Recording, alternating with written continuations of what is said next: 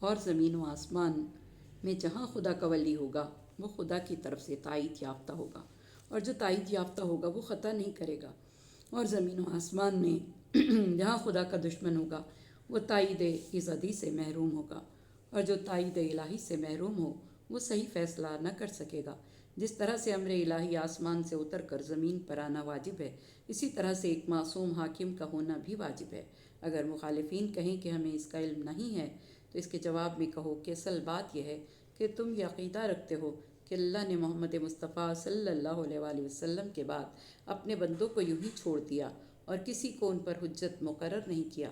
حضرت امام محمد باقر علیہ السلام نے فرمایا کہ اللہ تعالیٰ فرما رہا ہے، فیہا یفرقو کل امر حکیم، اس رات تمام حکمت والے امور کا فیصلہ کر دیا جاتا ہے۔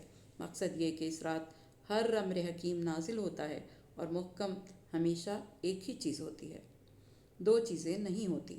لہٰذا جس نے ایسا فیصلہ کیا جس میں اختلاف نہیں ہے تو وہ فیصلہ خدائی فیصلوں سے ہے، اور جس نے ایسا فیصلہ کیا جس میں اختلاف ہو اور اس کا خیال یہ ہو کہ اس نے صحیح فیصلہ کیا ہے تو اس نے دراصل طاغوتی فیصلہ کیا ہے۔ جب بھی شب قدر ہوتی ہے تو ولی امر کی طرف اس سال کی مکمل تفصیل روانہ کی جاتی ہے اور اس کے ہر سوال کا جواب بتایا جاتا ہے۔ اس کے علاوہ ولی امر کے لیے ہر روز اللہ کے خاص اور مکنون یعنی چھپے ہوئے علم کے دروازے کھولے جاتے ہیں۔ پھر آپ نے یہ آیت پڑھی، سورہ لقمان آیت نمبر 27، اگر روئے زمین کے تمام درخت قلمیں بن جائیں اور 7 سمندر سیاہی بن جائیں تو بھی اللہ کے کلمات ختم نہ ہوں گے، بے شک اللہ غالب اور حکمت والا ہے۔ حضرت امام محمد باقر علیہ السلام نے ارشاد فرمایا کہ اے گروہ شیعہ، سورہ انا انزلناہ کے ذریعے سے مخالفین سے مباحثہ کرو، تم کامیاب ہو جاؤ گے۔ یہ سورہ رسول خدا صلی اللہ علیہ وآلہ وسلم کے بعد مخلوق پر اللہ کی حجت ہے، یہ تمہارے دین کی سردار ہے اور ہمارے علم کی حد آخر ہے۔ اے گروہ شیعہ، حامیم والکتاب المبین، انا انزلناہ فی لیلۃ مبارکہ انا کنا منذرین کی آیات پڑھ کر امامت کا اثبات کرو۔ یہ آیات رسول خدا صلی اللہ علیہ وآلہ وسلم کے بعد اولو الامر کے لیے مخصوص ہیں۔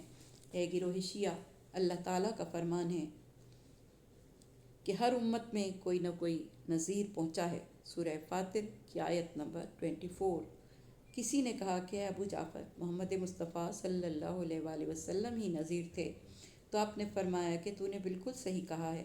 اچھا یہ بتاؤ کہ آپ کی زندگی میں کوئی اور نذیر بھی تھا یعنی ڈرانے والا؟ تو اس شخص نے کہا کہ ہاں۔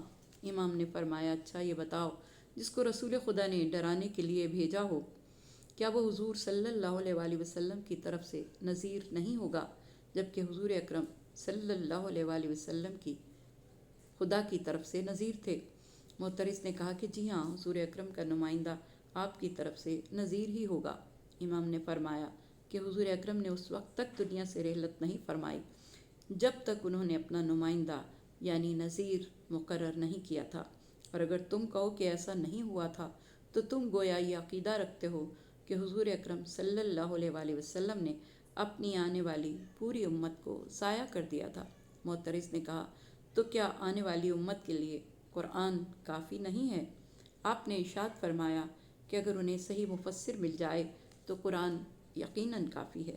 حضور اکرم صلی اللہ علیہ وآلہ وسلم نے امت کے سامنے ایک فرد کی شان بیان کی تھی اور اس شخص کو قرآن کی تفسیر سکھائی تھی، اور اس کے لیے کہا تھا کہ علی قرآن کے ساتھ ہے اور قرآن علی کے ساتھ ہے۔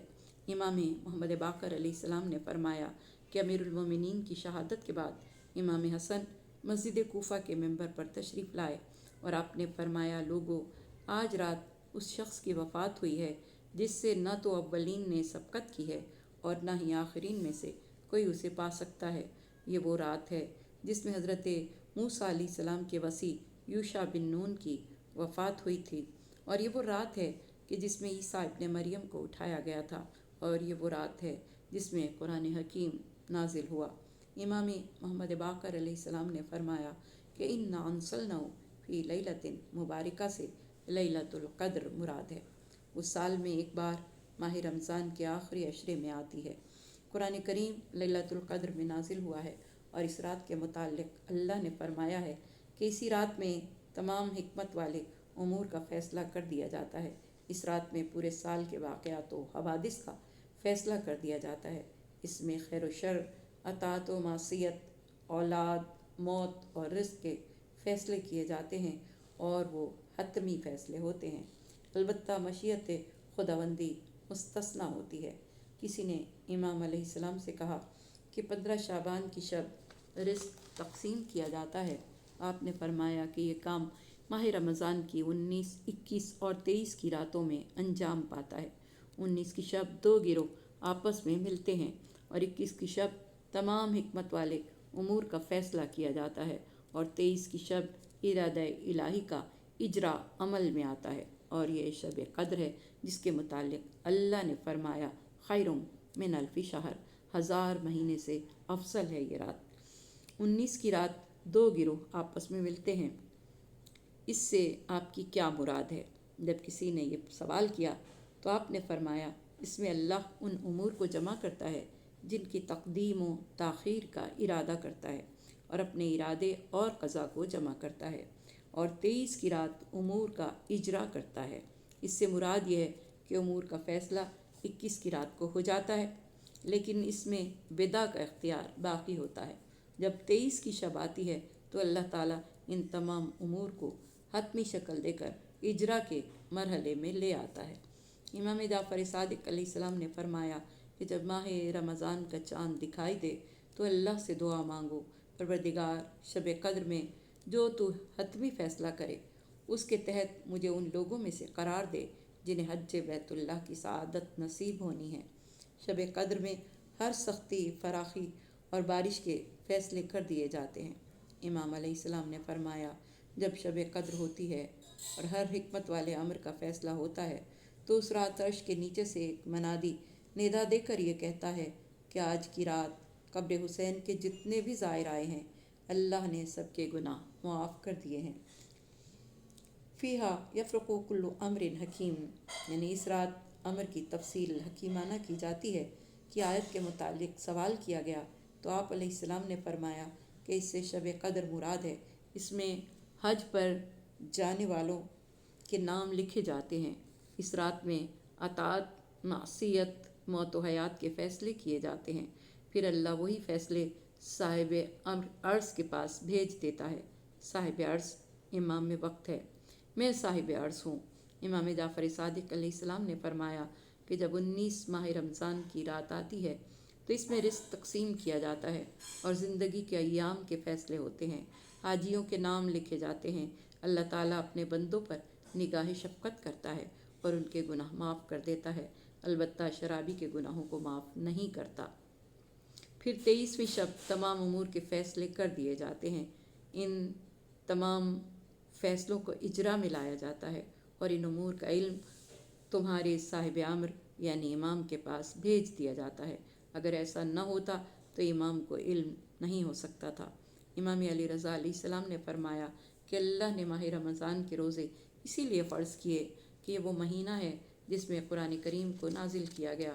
اسی مہینے میں حضور اکرم صلی اللہ علیہ وآلہ وسلم کو تاج نبوت سے سرفراز کیا گیا۔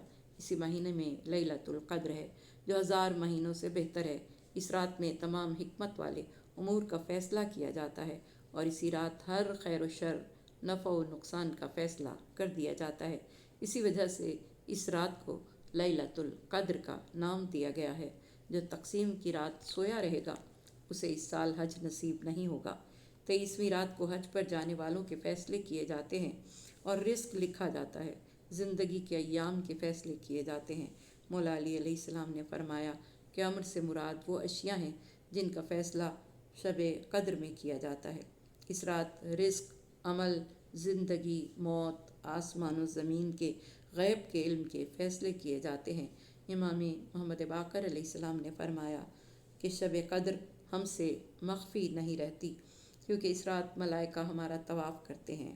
رحمت من ربک انہ هو السمیع العلیم، یہ آپ کے رب کی طرف سے رحمت ہے، بے شک وہ سننے والا، جاننے والا ہے۔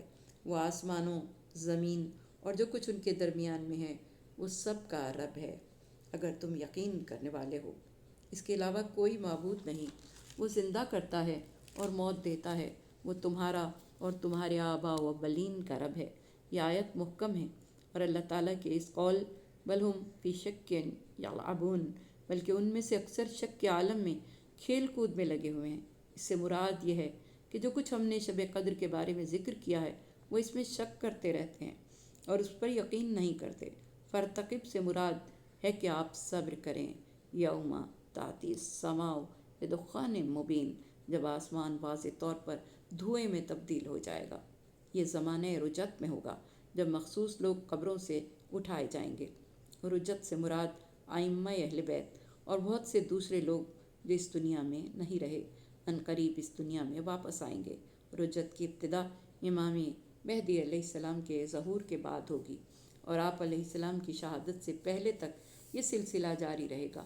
سب سے پہلے امام حسین علیہ السلام اس دنیا میں واپس آئیں گے، ان کے بعد ایک ایک کر کے باقی ائمہ آئیں گے۔ رجت کا زمانہ کئی برسوں پر محیط ہوگا۔ امام مہدی علیہ السلام کے ظہور کے وقت بعض مردے رجت کریں گے اور اپنی قبروں سے باہر آ جائیں گے۔ ائمہ طاہرین بھی رجوع فرمائیں گے۔ امام جعفر صادق علیہ السلام نے فرمایا کہ رجت عمومی نہیں ہوگی، یعنی سب لوگ دوبارہ سے زندہ نہیں ہوں گے، بلکہ یہ خاص لوگوں کے لیے ہوگی۔ خالص مومن اور پکے کافر اس دنیا میں واپس آئیں گے۔ جب امام مہدی علیہ السلام قیام فرمائیں گے تو مومن کی قبر میں مومن کو کہا جائے گا کہ اے فلاں، تمہارے صاحب امر نے ظہور فرمایا ہے، اگر تم ان کے ساتھ ملحق ہونا چاہتے ہو تو ان کے ساتھ مل جاؤ، اور اگر تم اپنے رب کی کرامت و رحمت میں رہنا چاہتے ہو تو یہیں ٹھہرو۔ ائمہ طاہرین نے اس بلند مقصد کے حصول کے لیے اپنے شیعوں کو دعائیں تعلیم فرمائی ہیں، جن میں سے ایک دعائے عہد ہے جو امام جعفر صادق علیہ السلام نے تعلیم فرمائی۔ آپ نے فرمایا کہ یوں دعا کرو کہ اللہ میرے اور ان کے درمیان موت حائل ہو جائے تو مجھے میری قبر سے نکالنا اس حالت میں کہ میں نے کفن پہنا ہوا ہو، میری تلوار بے نیام ہو، میرا نیزہ بلند ہو، اور میں دعوت دینے والے کی دعوت پر لبیک کہتے ہوئے آؤں۔ حضور اکرم صلی اللہ علیہ وآلہ وسلم نے فرمایا کہ اللہ رعل اور ذکوان پر لعنت فرما۔ اے اللہ، قبیلہ مضر پر اپنا عذاب شدید فرما اور ان کے لیے ایسی قحط سالی اور خشکی فرما جیسی تو نے زمانے حضرت یوسف علیہ السلام میں مسلط کی تھی، کیونکہ یہ لوگ حضور اکرم کی تکذیب کر رہے تھے اور آپ کو اذیت دینے میں سب سے آگے تھے۔ آپ کی یہ بد دعا مستجاب ہوئی اور ان پر عذاب مسلط ہو گیا۔ ان کے افراد ایک دوسرے کو مل نہیں سکتے تھے، وہ ایک دوسرے کے قریب نہیں ہو سکتے تھے، ایک دوسرے کو دیکھ نہیں سکتے تھے، ان کے درمیان بھوک اور پیاس کا دھواں حائل ہو جاتا تھا۔ اطراف کے شہروں سے ان کی طرف زندگی کا سامان آتا تھا اور وہ خریدتے تھے۔ جب خرید لیتے اور سامان کو اپنے قبضے میں کر لیتے تھے تو وہ سامان زندگی کو اپنے گھروں تک لے کر نہیں جا پاتے تھے، بلکہ ان کے سامان کو کیڑے مکوڑے کھا جاتے تھے۔ اس وجہ سے وہ مردہ کتے، مردار اور ان کے چمڑے کھانے پر مجبور تھے۔ وہ قبروں کو کھولتے، ان سے ہڈیاں نکالتے، ان کو آگ پر رکھتے، پھر ان کو جلا کر کھاتے تھے۔ ان کی عورتیں اپنے بچوں کو کھا جاتی تھیں اور ان کے منہ سے نکلنے والا دھواں زمین و آسمان کے درمیان چھا جاتا تھا۔ اسی کو اللہ تعالیٰ کا یہ قول بیان کرتا ہے۔